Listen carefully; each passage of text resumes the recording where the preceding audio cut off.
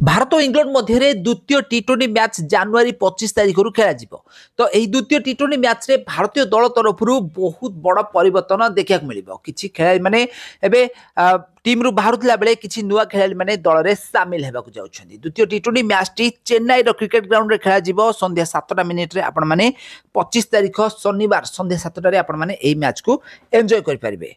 ताले star sports रे आउ डिज्नी हॉटस्टार रे आपण माने यही खेल को देखिपारे। तो चलतु नजर पकेबा कि द्वितीय टी20 मैच रे भारतीय दल तरफ क्यों क्यों खेलाड़ी मैंने खेल जाऊँच। प्रथम ओपनिंग करेंगे संजू सहित अभिषेक शर्मा। तो आपण मैंने जानी प्रथम टी20 मैच टी भारत 7 विकेट जीति नहीं मैच को जितेबार मुख्य दायित्व नहीं अभिषेक शर्मा 79 रन स्कोर करते मात्र 34 बॉल खेली 8टी छक्का से सामिल रही है। सहित संजू सैमसंग भी विस्फोरक बैटिंग करते 20 बॉल 26 रन करते संजू सैमसंग। दुर्भाग्यवशतः संजू जल्दी आउट हो जाते सत हेले भारत यह मैच टी 7 विकेट जीति नहीं।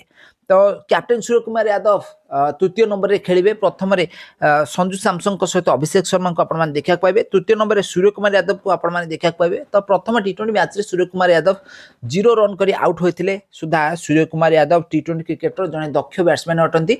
टॉप 10 बैट्समैन मान मध्य सूर्य कुमार यादव अटंती टी20 क्रिकेट रे। ताले द्वितीय टी20 मैच रे सूर्य बैट्रु गोटे बड़ इनिंग्स खेला जिवो बोली आशा करा जाय पारे। यहाँ चतुर्थ नंबर रही तिलक वर्मा।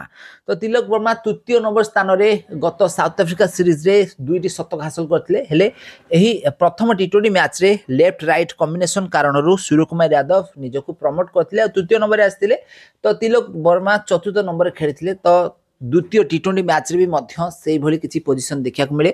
जदि बामहाती बैट्समैन अभिषेक शर्मा जल्दी आउट हुई ताले तिलक वर्मा बामहाती बैट्समैन भाव में तृतीय नंबर बैटिंग करने आसवे। जदि डाहाती बैट्समैन संजू सैमसंग जल्दी आउट हुई ताले सूर्य कुमार यादव डाहाती बैट्समैन भाव में तृतीय नंबर खेलुवा आपण मैंने द्वितीय टी20 मैच देखा पाइबे। यहाँ पंचम नंबर रही हार्दिक पांड्या हार्ड हिटर हार्दिक पांड्या को आपण मैंने पंचम नंबर देखा पाइबे। यहाँ षष्ठ नंबर रे नीतीश कुमार रेड्डी, सप्तम रे रिंकू सिंह, अष्टम रे अक्षर पटेल, नवम रे आपण मैंने रवि बिश्नोई को जगह एठारे मोहम्मद सामी को खेलुवा देखा पाइबे। कारण यही मैच टी चेन्नई ग्राउंड रे खेल। चेन्नई ग्राउंड की प्रेस सुहाइला भली पिच अटे। तो चेन्नई ग्राउंड रे आपण माने रवि बिश्नोई को जगह मोहम्मद सामी को देखा पाइबे। यहाँ पर 10 नंबर अर्शदीप सिंह आउ 11 नंबर आपण माने वरुण चक्रवर्ती को देखा पाइबे। ताले प्रथम टी20 मैच रे समस्त बॉलर माने भलो बोलिंग करी विकेट नैथिला बेले रवि बिश्नोई किंतु विकेट लेस रही। रवि बिश्नोई 4 ओवर बोलिंग करी 22 रन देथिले से कौन सी विकेट नहीं पारि नथिले। तो यही कारण रवि बिश्नोई को एबे द्वितीय टी20 मैच रे रेस्ट दिया जिवो। तांको स्थान रे मोहम्मद सामी को खेलुथिबार आपण माने देखा पाइबे।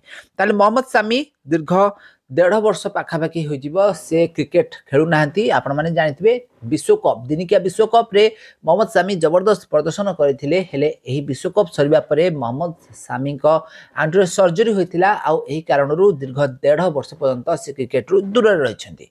तो एबे द्वितीय टी20 मैच रे आपण माने मोहम्मद सामी को खेलुथिबार देखा पाइबे।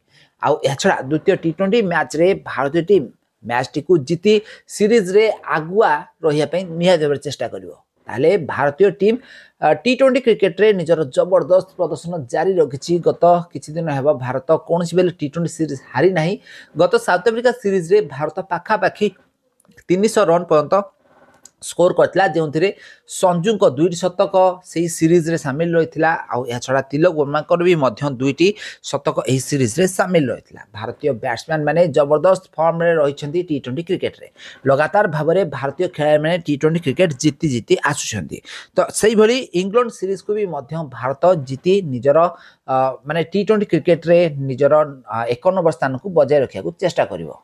तो आपण माने जानिथिबे भारतीय टीम एबे द्वितीय टी20 पई प्रस्तुत होछि। प्रथम टी20 मैच टी भारत 7 विकेट रे जीति जाइछि।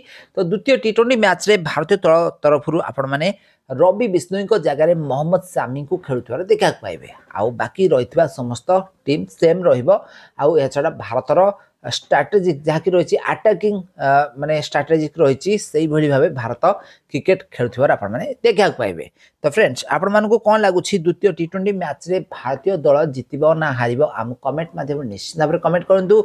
आउ एभली क्रिकेट संबंधित टिके निके खबर ओडी विषय अधिक जाने कले चैनल टी को जल्दी जल्दी सब्सक्राइब करनियंतु। वीडियो टी भल लागिथिले याको लाइक और शेयर करंतु।